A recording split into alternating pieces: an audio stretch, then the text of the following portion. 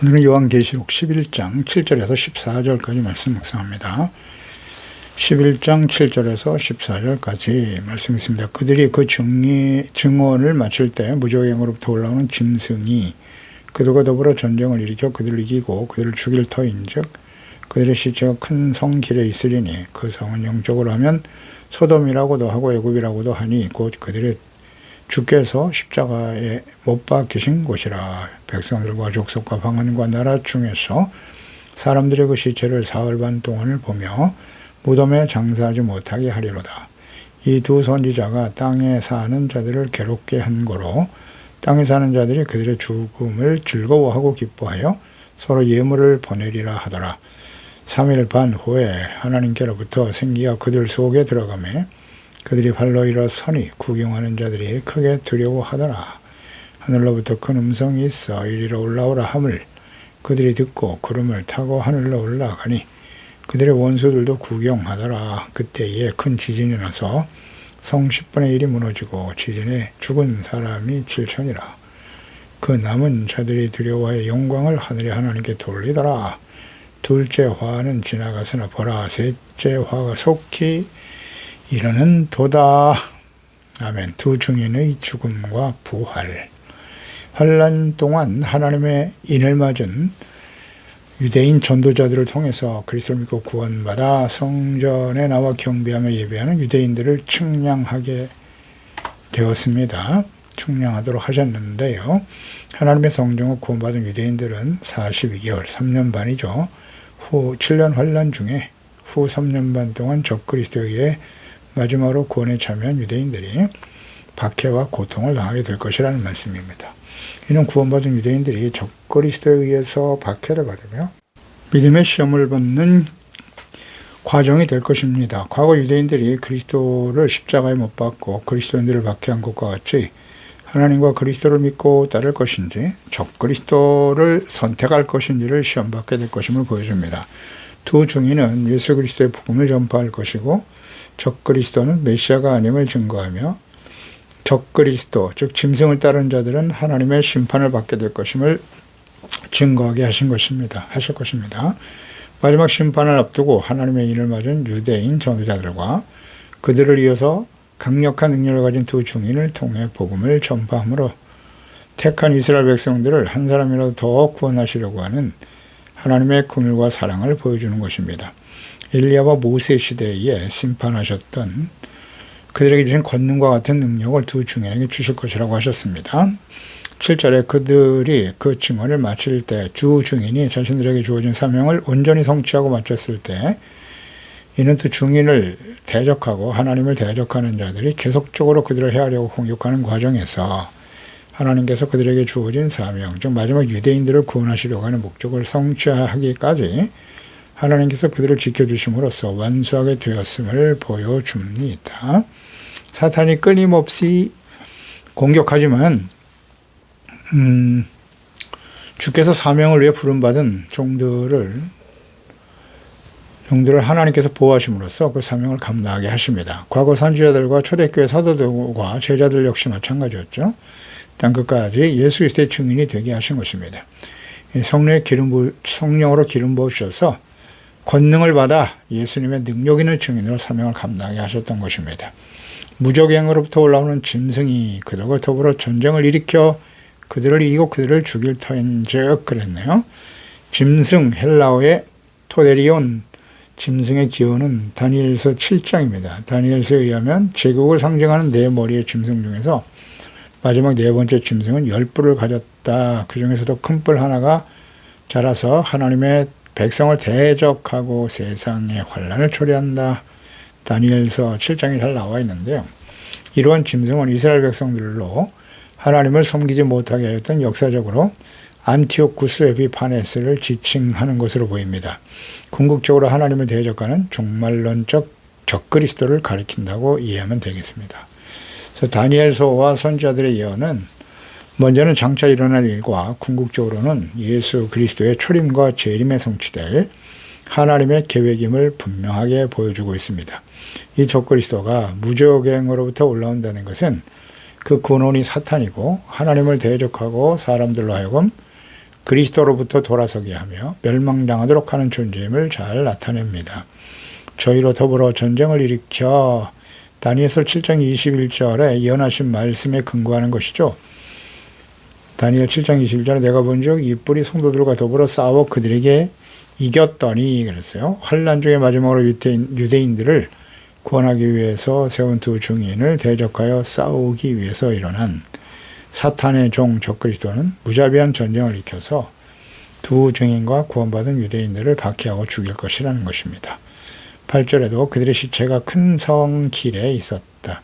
그 성은 영적으로 하면 소돔이라고도 하고 애굽이라고도 하니 곧 그들이 주께서 십자가에 못 박히신 곳이다. 그랬습니다. 두 증인이 사탄의 사자 적그리스도에 의해서 죽임을 당하여 그 시체가 큰 성 길에 있었다. 공개적으로 처형하여 모든 사람들이 보게 하였다는 것이죠. 그 성은 영적으로 소돔 혹은 애굽이라고 하며 주께서 십자가에 못 박히신 곳이라고 하셨습니다. 두 증인이 죽은 장소. 예수께서 못 박히신 곳은 예루살렘이죠. 이 큰 성이 예루살렘임을 알 수 있습니다. 그러니까 예수께서 못 박히신 예루살렘 무적행에서 나온 사탄의 사자 적그리스도가 이스라엘을 공격해서 성전에서 예배하는 구원받은 유대 그리스도인들과 두 증인을 죽인다는 거예요. 그러니까 큰 성이에요. 언제나 예루살렘이 역사의 중심입니다. 장차 이런 적그리스도들이 활동하고 역사하는 일들, 유대인들을 죽이니까 당연히 예루살렘이겠죠. 잘 우리는 묵상을 해봐야 돼요. 큰 성 예루살렘과 박해 대상이 유대인들이라는 사실. 이것은 과거 예수께서 예루살렘에서 십자가에 못 박혀 공개적으로 죽임을 당한 모습과 유사하죠. 당시 하나님의 아들 그리스도이신 예수님을 십자가에 죽어 마땅한 악한 죄인으로 정죄하고 십자가에 못 박았던 유대인들. 이 바리새인들의 모습을 상기하게 됩니다. 마태복음 7장 27장이죠. 22절에 보면 빌라도가 이르되 그러면 그리스도라는 예수를 내가 어떻게 하랴. 그들이 이르되 십자가에 못 박혀야 하겠나이다. 빌라도가 아무 성과도 없이 도리어 밀란이 일어나는 것을 보고 물을 가져다가 무리 앞에서 손을 씻으며 이르되 이 사람의 피에 대해서 나는 무죄하다. 너희가 당하라. 그랬더니 백성들이 다 대답하여 이르되 그 피를 우리와 우리 자손에게 돌릴지어다. 완악하네요. 그 완고한 폐역한 언약의 백성들. 그 이스라엘 이들이 당시 영적 상태는 소돔과 애굽과 같았죠. 에스겔 16장 49절에도 내 아우 소돔의 죄악, 유다죠 유다. 소돔의 죄악은 이러하다. 그와 그의 딸들에게 교만함과 음식물의 풍족함과 태평함이 있으며 또 그가 가난하고 궁핍한 자를 도와주지 않았다. 소돔의 죄악을 가지고 있었다는 거예요. 누가? 유다. 언약의 백성들이요. 마태복음 11장 23절에도 가버나움아 하늘에까지 높아지겠느냐? 음부에까지 낮아지게 될 것이다. 내가 행한 모든 권능을 소돔에서 행하였더라면 그 성이 오늘까지 있었으리라. 내가 너에게 이르노니 심판날에 소돔 땅이 너희보다 견디기 쉬우리라 하시니라 말씀하시죠. 그러니까 예수님의 이 놀라운 기적을 체험한 가버나움, 은혜를 입었죠. 누구보다도 많은 은혜를 입었던 가버나움이 회개하고 돌이키지 않은 것에 대해서 그들이 소돔보다 더 악하다라고 예수께서 말씀하셨습니다. 그러니까 소돔과 애굽의 공통적인 특징은 뭐냐? 악의 창고라고 교만하여 또 완악하죠. 하나님의 공의의 심판을 받게 되었다는 거죠. 악의 창고라여 하나님의 심판을 받은 것이다. 그러니까 이 소돔과 고모라와 같은 이런 악한 자들을 하나님께서 멸하신다. 그러니까 예수님께서 그런 바리새인들에 의해서 악한 죄인들에 의해서 십자가에 못 박혀 죽으셨다라는 것을 잘 보여줍니다. 그러니까 예수님 당시의 유대인들은 소돔과 고모라 심판받아 마땅한 악한 죄인들의 모습이었다는 거예요. 그러니까 예수께서 십자가에 못 박으실 그 예루살렘이 그랬다는 거죠. 그 장소에서 마지막 유대인들의 구원을 위해 충성을 다했던 두 증인이 사탄의 사자 적그리스도에 의해서 죽임을 당하게 되었다는 거예요. 예수님의 죽음과 연결이 되네요. 복음을 반대하고 대적한 유대인들이 사탄의 사자들임을 잘 보여줍니다. 그래서 예수님을 죽인 유대인들이 사탄의 종들임을 예수께서도 말씀하셨죠. 계시록 3장 9절에 보라 사탄의 회당고 자칭 유대인이라고 하지만 그렇지 않고 거짓말하는 자들 중에서 며칠 내어줘 그들로 와서 내 절 앞에 사람들을 알게 할 것이다. 사탄의 회당 곧 자칭 유대인. 자칭 유대인이라고 하지만 그들은 사탄의 회당이라고 예수님께서 말씀하셨네요. 적그리스도가 그래서 이런 말씀들을 근거로 해서 자칭 유대인이라고 하는 사탄의 회당이거든요. 적그리스도가 유대인들 중에서 나올 것이다 라고 추측해 볼 수 있는 것입니다. 예수님을 죽인 자들도 유대인들이었죠. 예. 근데 2000년의 시간이 지났지만 지금까지도 유대인들, 이스라엘 백성들은 그 예수님을 그리스도로 인정하지 않습니다. 오히려 그리스도인들을 박해하고 있죠. 가능성이 있습니다. 구절의 백성들과 족속과 방언과 나라 중에서 사람들이 그 시체를 사흘 반 동안을 보며 무덤에 장사하지 못하게 했다. 그러니까 이 땅에 남은 패역하고 완악하여 그리스도를 대적하는 모든 나라 백성들이라 보겠죠. 복음을 거부하고 대적하는 모든 이방인들이 죽은 두 증인의 시체를 보도록 장사 지내지 않았다. 당시의 모든 유대인들과 이방인들을 의미하는 것인데요. 이는 죽은 자들에 대한 최대의 모욕과 수치죠. 왕상 21장 24절에도 보면 아합에게 속한 자로서 성읍에서 죽은 자는 개들이 먹고 들에서 죽은 자는 공중의 새가 먹으리라 라고 말씀하셨는데요. 장사 지내지 않았다는 거예요. 이것은 최대의 수치와 모욕입니다.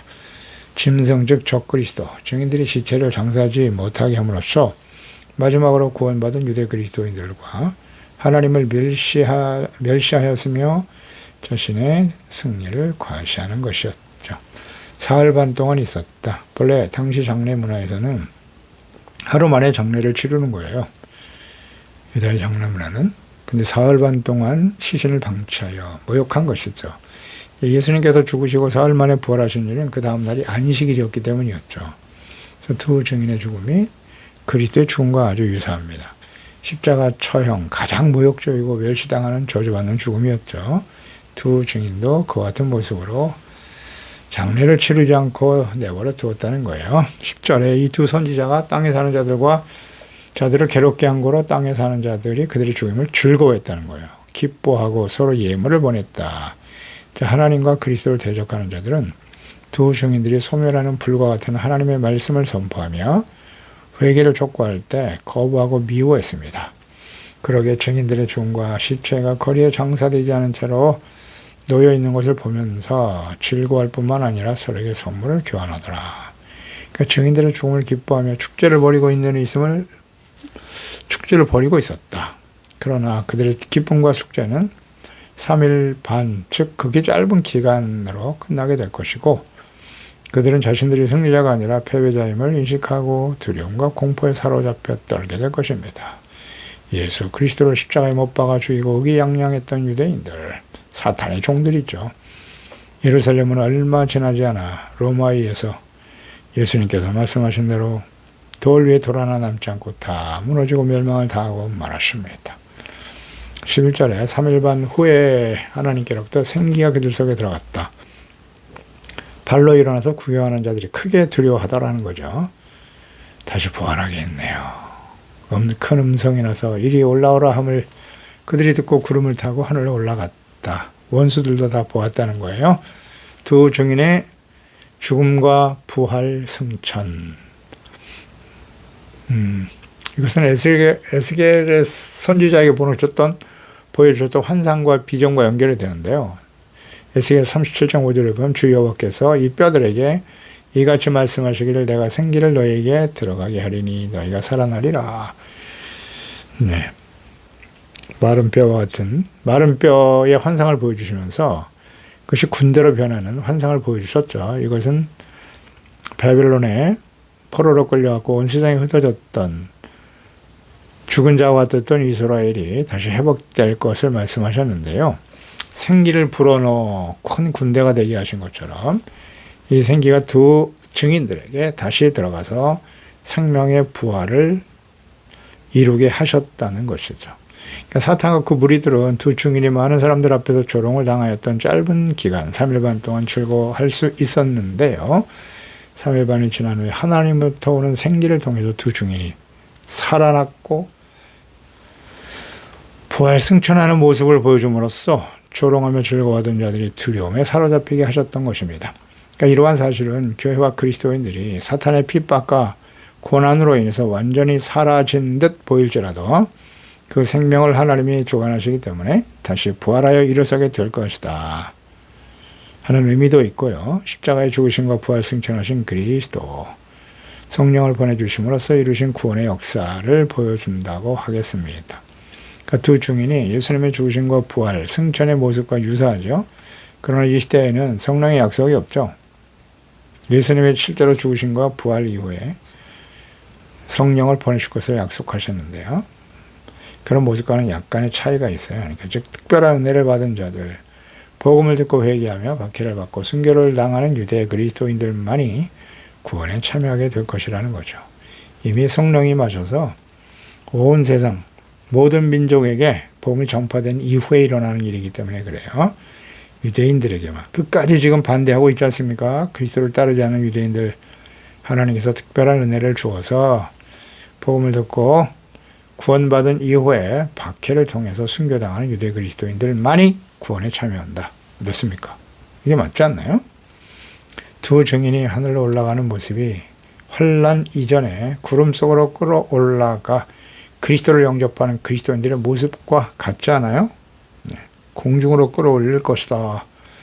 그렇게 약속하셨습니다. 살전 4장 16절 17절에 주께서 호령과 천사장의 소리와 하나님의 나팔 소리로 친히 하늘로부터 강림하시는데 그리스도 안에서 죽은 자들이 먼저 일어나고 먼저 죽은 자들이 주님을 만나게 되고 그 후에 우리 살아남은 자들이 예수님 오실 때 그들과 함께 구름 속으로 끌어올려 그랬잖아요. 공중에서 주를 영접하게 하시리니 그리하여 우리가 항상 주와 함께 있으리라 말씀하시죠. 약속이죠. 예언의 말씀이에요. 공중에서 구름 속으로 끌어올리게 된다는 거예요. 한 사람은 데려가고 한 사람은 이 땅에 남겨지게 될 것이다. 마태복음 24장에서 마지막 때의 징조에 대해 예수께서 하신 말씀이거든요. 그 말씀과 일치하죠. 한 사람은 남고 한 사람은 이렇게 구름 속으로 끌어올려요. 예수님이 언제? 재림하실 때. 공중에서 주님을 영접하게 된다네요. 그런 사람들은 항상 주와 함께 있으리라. 하늘 천국으로 옮겨지는 거예요. 그런 이후에 이 땅에 심판이 쏟아지는 거죠. 그게 성경적이지 않습니까? 성경에 나와 있잖아요. 이 말씀을 어떻게 이해하느냐 하는 것이죠. 그러니까 어떤 특별한 견해와 해석 방법에 딱 초점을 두고 어떤 신학적으로 접근하는 그런 것보다는 성경을 성경대로 해석하는 것이 좋아요. 성경 전체에 나타난 하나님의 속성, 하나님의 뜻과 연결해서 묵상하는 것이 맞습니다. 해석하는 것이 맞아요. 공중으로 끌어올린다고 하잖아요. 그럼 이 말씀 뭐죠? 어떻게 이해해야 되죠? 이것도 상징인가요? 13절에 그때 큰 지진이 나서 성 10분의 1이 무너진다. 무서운 일이 벌어지죠. 지진에 죽은 사람이 7천. 그 남은 자들이 두려워하여 영광을 하늘의 하나님께 돌리더라. 둘째 화는 지나갔으나 보라. 셋째 화가 속히 이를 것이다. 그러니까 두 증인이 승천할 때에 나타난 현상이죠. 큰 지진이 일어난다. 일곱인과 나팔 심판 중에 진행되었던 재앙이 계속되는 것입니다. 큰 지진으로 인해서 성 10분의 1이 무너지더라. 무서운 일이 벌어지는 거죠. 그러니까 이 예루살렘 성으로 이해할 수 있는데요. 이 성이 10분의 1이 무너지는 큰 지진이 발생할 것이다. 네, 이런 모습이 보여지죠. 충분히 우리가 예상할 수 있는 것들이에요. 지진은 하나님이 보내시는 거죠. 그리고 이 중심 무대가 예루살렘이라는 사실을 우리는 주목해야 돼요. 큰 성, 예루살렘 아닌가요? 예수님이 십자가에서 못 박히신 곳이라고 하셨잖아요. 따라서 이 전체적으로 성경을 연결해서 묵상을 해보면 이해를 할 수 있어요. 예루살렘이 중심이 되고 그때 구원받은 사람들은 유대 그리스도인들이에요. 14만 4천 명, 이스라엘 12지파 유대인들입니다. 유대인. 그렇게 해석하는 것이 무리한 해석이 아니에요. 그럼 여기 예루살렘도 그럼 상징적으로 해석해야 되나? 이렇게 분명한데 예수님이 십자가에 못 박혀 죽으신 곳이라고 나와 있는데요. 유대인들이에요. 그게 성경적인 것 같아요.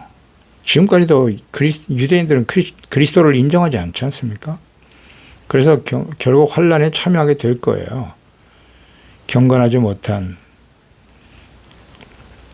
그리스도인과 교회들이 이 땅에 남아서 올라간 사람이 있고 남는 사람이 있다고 했으니까요. 남겨진 교인이에요. 교회와 교인들이 유대인들과 함께 이 땅에서 심판을 당하게 될 것이고요. 이방인들에게는 더 이상 기회가 주어지지 않아요. 충분히 기다리셨잖아요. 2000년 동안에. 모든 민족에게 복음이 증언되기를 기다리셨던 거고요.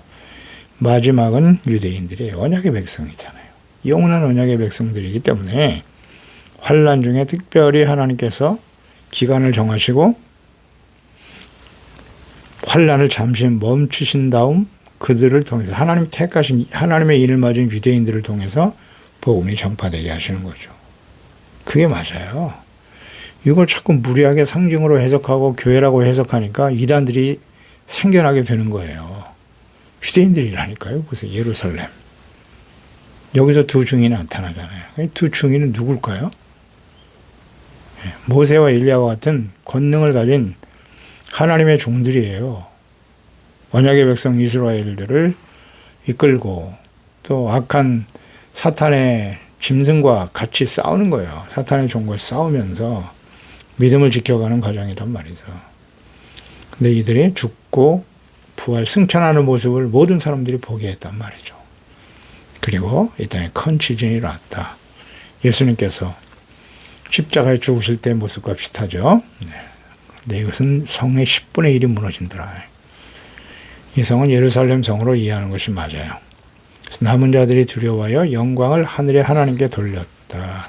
그러니까 두 증인의 부활 승천하는 모습과 이후 발생하는 큰 지진으로 인해서 이 모든 일이 하나님께서 하시는 일임을 알고 두려워하면서 하나님께 영광을 돌렸다고 합니다. 그렇게 될 것이라는 거죠. 이제 둘째 화는 지나갔다. 여섯째 나팔 심판까지 이제 지나간 것이고요. 셋째 화, 곧 일곱째 나팔 심판이 시작될 것임을 말씀하고 있는 것이죠. 후 3년 만에 일어날 심판들이 계속될 것임을 말씀하고 있네요.